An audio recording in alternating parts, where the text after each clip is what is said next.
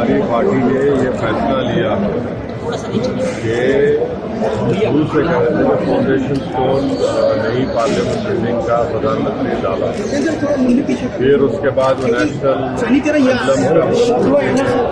Inauguration किया। अब ये तीसरा मौका है कि वो तो हमारा मुंह से बोलना ये है कि स्पीकर कस्टोडियन होता है लोकसभा का, और प्राइम मिनिस्टर जो है वो एग्जीक्यूटिव का हिस्सा है, स्पीकर लेजिस्लेचर का हिस्सा है, जुडिशरी सीजीआई है। तो प्रधानमंत्री बहैसियत एग्जीक्यूटिव गैर जरूरी के लेजिस्लेचर के डोमेन में इंटरफियर कर रहे हैं, और हमारे संविधान में सेपरेशन ऑफ पावर्स हमारे संविधान के बेसिक स्ट्रक्चर का हिस्सा है। तो हमारा बोलना यह है कि प्रधानमंत्री इसका इनॉग्रेशन स्पीकर साहब ओम बिरला के जरिए कराए और उनको करने दे, और वो ऐसा करते हैं तो एमआईएम पार्टी से शिरकत करेगी। जहां तक नई लोकसभा का सवाल है, यस, जब 2019 में चुनाव के बाद जब पहली ऑल पार्टी मीटिंग पार्लियामेंट के लाइब्रेरी में हुई थी, उस वक्त मैं एक वाहिद एमपी था जिसने इस बात को उठाया था कि हमको नई लोकसभा की जरूरत है, क्योंकि जो पुरानी लोकसभा में जब वोट ऑफ कॉन्फिडेंस होता है या कोई बिल को पास किया जाता है तो बहुत मुश्किल होता है उसमें, और उसका ये जो पुरानी बिल्डिंग है बड़ी खूबसूरत जरूर है, उसका फायर क्लियरेंस भी नहीं है, मगर ये जो इनॉग्रेशन हो रहा है तो स्पीकर को करना चाहिए क्योंकि वो कस्टोडियन है हाउस के। त्रास दंड को भी लेकर बातचीत की जा रही है। छोड़िए ना, ये तो सब चलते रहता है। नागपुर में आपकी जनसभा है, क्या मायने निकाले जाए इसके लिए, क्या चुनावी प्रचार के तौर पे देखा जाए?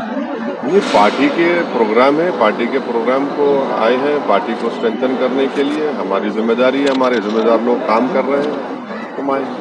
केसी राव की जो पार्टी है वो महाराष्ट्र में एक तरफ से आ रही है, क्या कहेंगे इसको 2024 को? लोकतंत्र है, जमहूरियत है, हर किसी को आकर अपनी अपनी पार्टी का काम करने की इजाजत है, तो उसमें किसी को क्या बोल सकते हैं, कोई भी आ सकता है। केरल में एमआईएम लोकसभा चुनाव में किसी के साथ गठबंधन करेगी क्या, या अकेले चुनाव लड़ने वाली है? अभी टाइम है ना, अभी तो टाइम है, जब आएगा टाइम बताएंगे आपको। सर केरल के महाराष्ट्र में अभी ऐसे सिचुएशन है कि एमआईएम को कोई साथ में लेना नहीं चाहता। हाँ, कोई साथ नहीं लेना चाहता है। हाँ।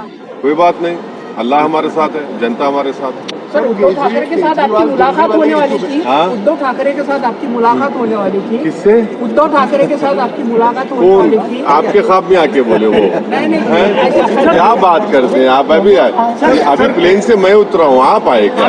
अरे छोड़िए। केरल के मंदिरों में आरएसएस पे बैन लगाने की बातचीत थी। केरल में जितने भी मंदिर हैं वहाँ पे आरएसएस की जो शाखाएं होती है उस पे बैन लगाने की बातचीत की गई है, सरकार कह रही है। मुझे नहीं मालूम, मैं तो आपसे सुन रहा हूँ, मुझे नहीं। सर, जो हुआ उसके बारे में कुछ कहेंगे आप? मेरठ में तो झूठा इल्जाम लगाया गया है, हमारे कॉरपोरेटर्स थोड़े खड़े हुए, गैर जरूरी तौर पर बीजेपी के लोग वहाँ पर एग्रेसिवनेस दिखाए, गैर जरूरी तौर पर गाली गलौज किए और दबाने की कोशिश किए, मगर हम बीजेपी के लोगों से कहना चाहेंगे कि एमआईएम के साथ मत करिए आप। अगर आप इस तरह करेंगे तो फिर हम भी आपका जवाब देंगे जमहूरी तरीके से। नागपुर के कुछ मंदिरों में ड्रेस कोड लागू किया गया है, कल से कुछ नोटिस बोर्ड लगाए हैं, आपका उसमें नहीं, मेरे को नहीं मालूम सर। मेरठ के इशू तो आपकी पार्टी शिरकत नहीं करेगी कल के? हाँ, हमने कहा है ना, अगर प्रधानमंत्री स्पीकर से कराते हैं तो हम बराबर जाएंगे, क्योंकि लोकसभा का कस्टोडियन जो है वो स्पीकर है। प्रधानमंत्री बड़े नहीं है लोकसभा में, स्पीकर बड़ा है, लीडर ऑपोजिशन बड़ा नहीं होता है, इसीलिए तो लोकसभा का सेक्रेटेरिएट अलग है, लोकसभा का सेक्रेटेरिएट अलग है, लोकसभा अलग ही है, वो लेजिस्लेचर का हिस्सा है। Theory of separation of powers में एग्जीक्यूटिव अलग है, इंडिपेंडेंट है, जुडिशरी इंडिपेंडेंट है, एग्जीक्यूटिव और लेजिस्लेचर अलग है। ये प्रधानमंत्री सब में चले आ रहे हैं, वो जाएं, उनका नाम तो आ गया ना फाउंडेशन फ्लैग पे, स्पीकर को कराए, ओम बिरला से कराए, क्या होगा? आसमान तो नहीं गिरने वाला है ना, आसमान तो नहीं गिरेगा। दिल बड़ा करे प्रधानमंत्री थोड़ा। उन्होंने तो सजदा किया था पार्लियामेंट को जब पहली मर्तबा गए थे, संविधान किताब उठाकर चूमा था उसको, तो सजदा और अब चूम लिए, तो ओम बिरला से कहिए कि करो इनॉग्रेशन। बाइकआउट गैंग सर बोल रहे हैं आप लोगों को? हाँ? बाइकआउट गैंग बोला जा रहा है भाजपा की तरफ से। शाम में 6 बजे और रात में 9 बजे ये सो कॉल्ड नेशनलिस्ट बैठते हैं टीवी के ऊपर, ये 6 PM 9 PM नेशनलिस्ट है, ये मैं शुरू से कह रहा हूँ लोगों को, उनका काम है। सर केजरीवाल जी ने आपके पार्टी को अप्रोच किया है सर दिल्ली? नहीं, हमारा तो राज्यसभा में तो है ही नहीं है। और अरविंद केजरीवाल को उनकी पार्टी को जवाब देना चाहिए कि जब 370 हटाया गया था, जिसको मैंने पार्लियामेंट में खड़े होकर उसका अपोज किया था और उसको कॉन्स्टिट्यूशनल ब्रीच कहा था, वो क्यों सपोर्ट किए 370 हटाने का? आज रो रहे हैं। जब उनको ख्याल नहीं आया था कि किस तरह से एक स्टेट को यूनियन टेरिटरी बना दिया गया था। तो ये इनकी हमेशा से अरविंद केजरीवाल जो है सॉफ्ट हिंदुत्व नहीं बल्कि रियल हिंदुत्व को फॉलो करता है और बीजेपी से बड़ा अपने आप को हिंदुत्व का लीडर बनाने का। अब देखिए क्या हो रहा है, अब लड़ते रहिए। अब तो ऑर्डिनेंस जो सरकार ने इशू किया है वो अनएथिकल है, मगर लीगली उनको राइट है ऑर्डिनेंस इशू करने का। अब सुप्रीम कोर्ट में जाएंगे, वहां पर सरकार बोलेगी कि हम पार्लियामेंट बिल ला रहे हैं। अब लड़ते रहिए, अब आप 24 आ जाएगा। तो ये तो इनको सोचना चाहिए था कि उन्हें 370 का क्यों साथ दिया सरकार का। लव जिहाद कानून की जरूरत आपको लगती है क्या?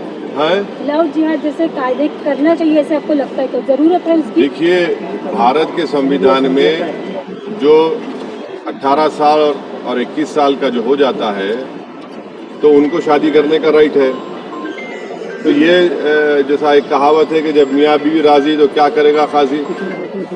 ये कौन होते हैं लव जिहाद के कानून पे बनाने वाले? कैसे बनाएंगे आप, कैसे प्रूफ करेंगे?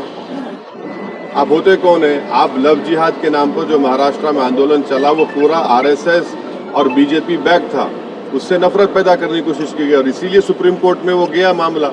सुप्रीम कोर्ट ने कहा कि जिन जिन नेताओं ने उस सभा में उन सभाओं में बकवास भाषण किए, हेट स्पीच, केस बुक किया, FIR होना चाहिए, अरेस्ट होना चाहिए वो लोग। अब क्या लव जिहाद का बात कर रहे हैं? नौकरी की बात क्यों नहीं करते? आप रोजगार की बात करिए, किसान मर रहा है उसकी बात करिए, अब उस पर बात नहीं करेंगे। और पूरा ये बीजेपी बैक प्रोग्राम था महाराष्ट्र में, जितने सभाएं हुई है पूरा गवर्नमेंट बैक था, RSS बैक था प्रोग्राम, और उसमें एक ही मकसद था कि एक समुदाय, मुस्लिम समुदाय के खिलाफ नफरत को भड़काया जाए। तो क्या RSS नफरत फैला रहा है? क्या फूल बरसा रहे हैं? फूल बरसा रहे हैं।